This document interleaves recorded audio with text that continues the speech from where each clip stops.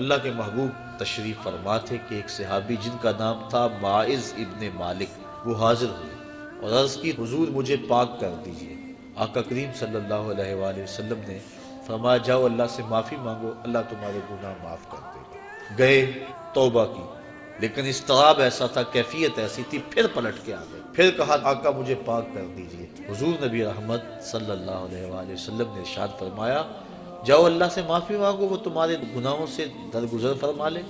گئے، پھر پلٹ کے آ گئے، پھر آقا کریم نے پوچھا تجھے کس جرم سے پاک کروں؟ بار بار پوچھتا ہے، بار بار کہا کہ اللہ کی بارگاہ میں توبہ کرو وہ معاف کر دے گا، لیکن پھر تم واپس پلٹ آتے ہو، تمہیں کس گناہ سے پاک کروں؟ عرض کی حضور مجھ سے زنا سرزد ہو گیا ہے اور اس کی جو سزا دنیا پر ہے وہ بڑی کڑی اور سخت ہے، وہ میں برداشت کر لوں گا، لیکن آخرت کی سزا میرے بس کا روگ نہیں۔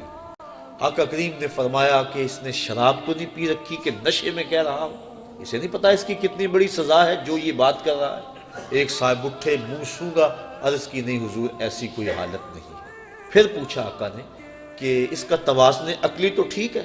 صحابہ نے عرض کی ہاں حضور صحیح الحواس ہے۔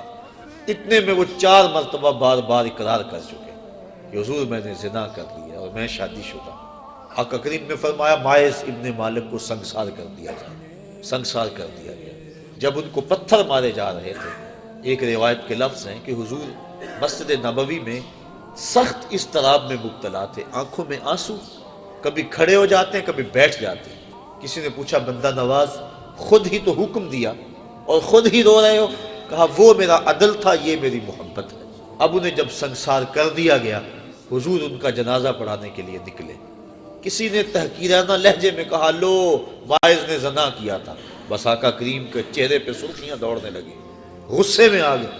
فرمایا خبردار اگر کسی نے میرے معاذ پہ بات کی، میرے معاذ نے ایسی سچی توبہ کی ہے اگر روئے زمین کے تمام مسلمانوں میں تقسیم کر دی جائے سب کی مغفرت ہو جائے، کہ اس نے اپنے آپ کو حد شرع کے لیے خود پیش کیا ہے۔